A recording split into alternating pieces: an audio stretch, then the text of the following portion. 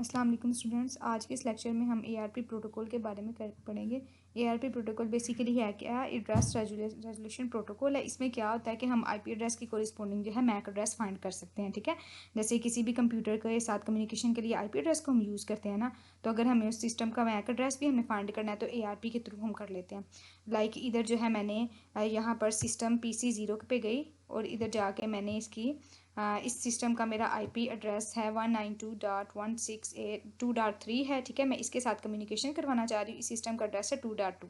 इन दोनों की कम्युनिकेशन करवाना चाह रही हूँ।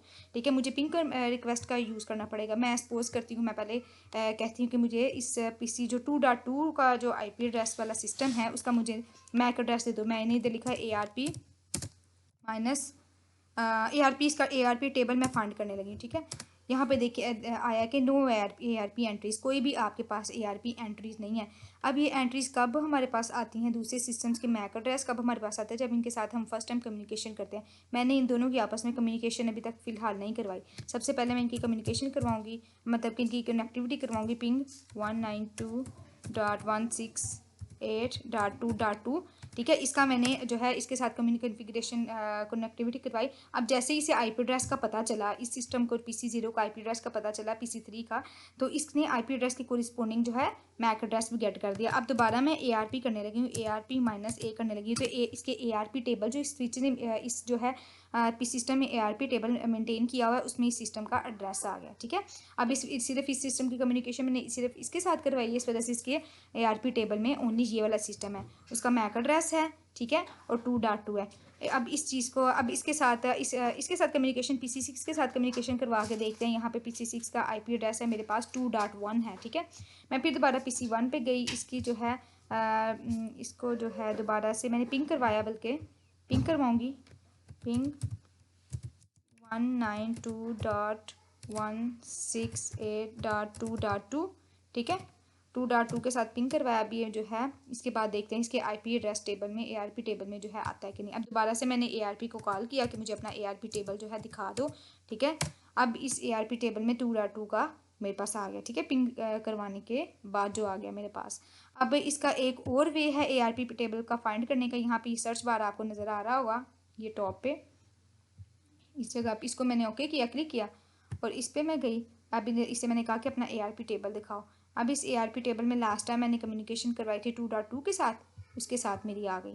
ठीक है, अब इसका भी ARP टेबल मैं देख लेती हूँ। यहाँ पे ARP टेबल, अब मैंने इसकी कम्युनिकेशन करवाई थी 2.3 के साथ, मतलब इन दोनों ने आपस में कम्युनिकेशन कर ली है ना, तो इसने 2.3 का जो है टेबल मेंटेन किया हुआ है। ठीक है, नेक्स्ट जो है इस सिस्टम पे देखते हैं। सिस्टम की मैंने अभी तक कम्युनिकेशन नहीं करवाई, कोई भी कम्युनिकेशन नहीं करवाई, किसी भी सिस्टम के साथ नहीं करवाई, तो इसने देखे कोई भी ARP टेबल में कुछ भी जो है स्टोर नहीं किया। इस सिस्टम के ARP टेबल में देखते हैं, इसने भी 2.5 के साथ, मैंने इस सिस्टम 2.5 के साथ कम्युनिकेशन करवाई हुई है, इस वजह से इसने उसका ARP टेबल जो है मेनटेन किया हुआ है। ठीक है, अब अगर पैकेट की मैं आपको ट्रांसफरिंग के थ्रू बताऊँ, लाइक मैं चाहती हूँ कि मेरा जो है दो सिस्टम जो है आपस में पैकेट की फॉर्म में कम्युनिकेट करें। इधर मैं पैकेट ले लेती हूँ इनका, लाइक इस सिस्टम की कम्युनिकेशन में करवाती हूँ, इस सिस्टम की कम्युनिकेशन इसके साथ करवाती हूँ। ठीक है, आप जो है सक्सेसफुल देखें, कम्युनिकेशन जो है सक्सेसफुल हो गया। मैं इसको सिमुलेशन में लाना चाह रही हूँ। ठीक है, सिमुलेशन में इसको कर लेते हैं ऐसे। ठीक है, इस पैकेट में जो है यहाँ पे देखिए मैंने जो है किसी और की सिमुलेशन करवाती हूँ। लाइक मैं चाहती हूँ अभी मुझे ARP का कॉन्सेप्ट अंडरस्टैंड करना है। ठीक है, इधर जो है इसके पैकेट में ARP पैकेट आना चाहिए। यहाँ पे मुझे ARP पैकेट नहीं मिल रहा।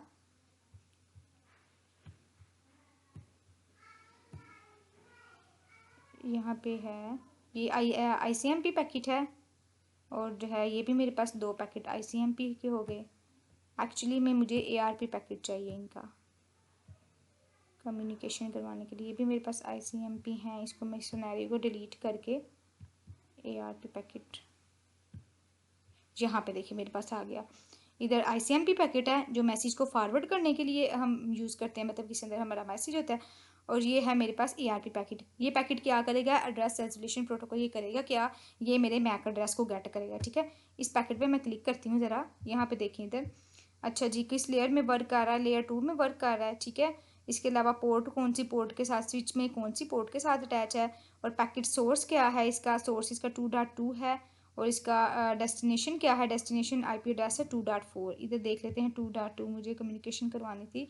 अच्छा जी, ये 2.2 ये सोर्स है, मतलब कि सोर्स है, मैंने किन दोनों के आपस में कम्युनिकेशन करवाई 2.4, मतलब मैंने इन दोनों की कम्युनिकेशन करवाई है। तो इस एआरपी ने मेंटेन कर दिया अपने अंदर, सारा टेबल मेंटेन कर दिया कि डेस्टिनेशन ये है, सोर्स ये है, और ये लेयर 2 की ये वर्किंग बता रहा है ना। लेयर 2 में देखिए ज़रा, इथरनेट हेडर फाइल ये है, ठीक है, इथरनेट की, और स्विच के साथ अटैच है, सोर्स और डेस्टिनेशन एड्रेस ये है। लेयर 1 में क्या होगा, लेयर 1 में स्विच की कौन सी पोर्ट के साथ अटैच है, फास्ट इथरनेट 0 के साथ ये वाला अटैच है।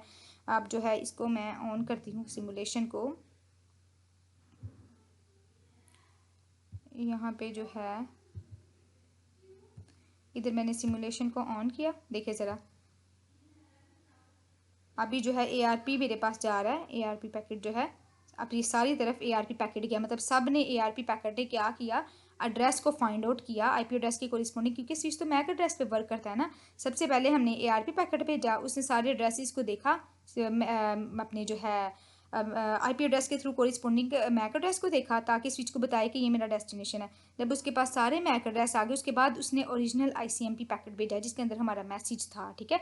देखिए मैसेज फॉरवर्डिंग यहाँ देखे ज़रा, आईसीएमपी और एआरपी मैसेज गए, एआरपी ने सबसे पहले आईपी एड्रेसेस फाइंड किए।